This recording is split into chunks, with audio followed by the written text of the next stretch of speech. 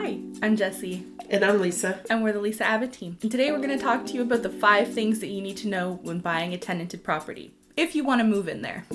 If you like these kinds of videos about buying and selling in the Durham region, then please like and subscribe to our channel. And if you want to talk to us directly, we do have a link in the description that you can always book a call. So one of the main points to think about is whether it's a leased property that has like a signed lease or if it's a month-to-month. So if it's month-to-month, that's not a problem. The notice can be given for that. But if there is a signed lease for any specific time, there is a myth out there that people believe that if you give notice that the tenants are required to vacate, which is incorrect. So basically, if they've signed a 2-year lease, you are required to honor that 2 years. Now, what we have seen in the past, which sometimes works but sometimes doesn't, is you might want to offer an incentive, we call it cash for keys, to a tenant to see if they would be willing to move earlier. But that doesn't always work. If they have like I said, if they have a 2-year lease, then you are required to honor that time frame. So that's something that's a big thing that you're going to want to consider when you're buying a property. The second thing to consider are, do those tenants want to stay in that property? Because that could, sway your decision too. If the tenants want to stay, they're probably also going to be there during showings. They're probably going to try and deter you by any means they can. Whether that is making you uncomfortable during showings, following you around and telling you, every single flaw that the house has ever had, or whether it's, their stuff is hiding things, right? Like it's piled up in a certain area and you can't see behind there or in that area of the house. So all things to do with tenants there.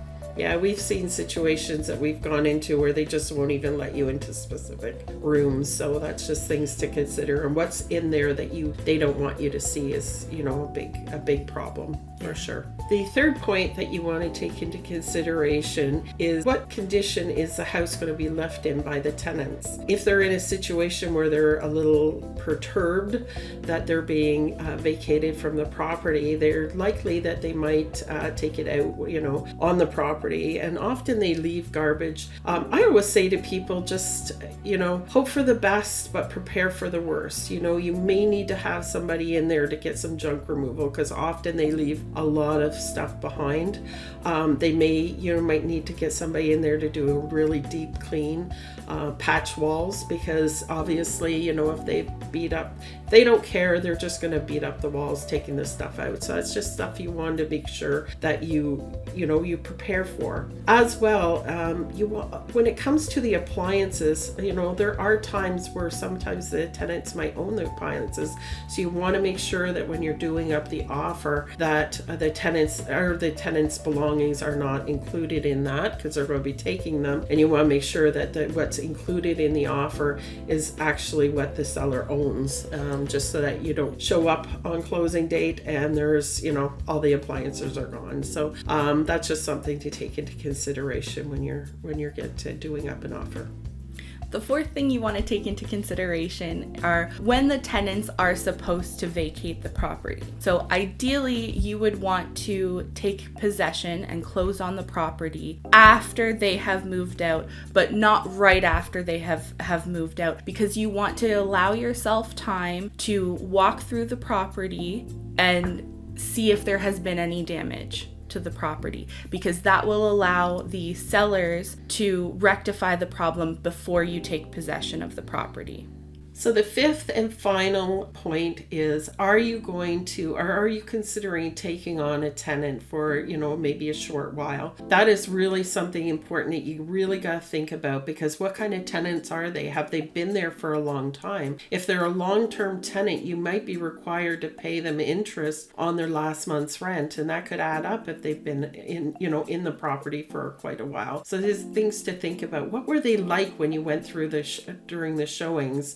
And are they going to be difficult to get to have them vacate? They allow you in for the showing. Exactly. Because we've had that too.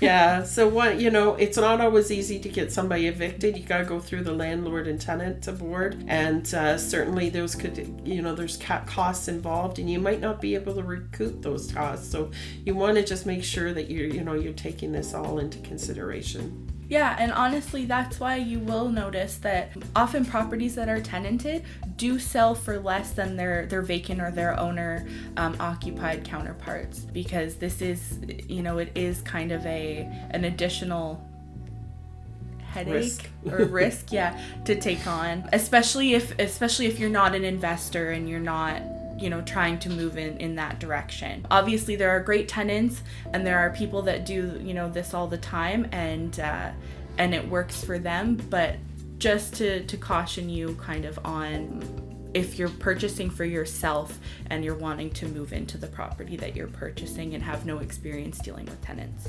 We hope you found this information helpful. Obviously, this isn't everything that you need to take into consideration, but it is just a few points that we wanted to highlight for you. If you have specific questions about your situation, we do have a link in the description as well, so you can always book a call with us, and we would be happy to go over anything you'd want to know with you.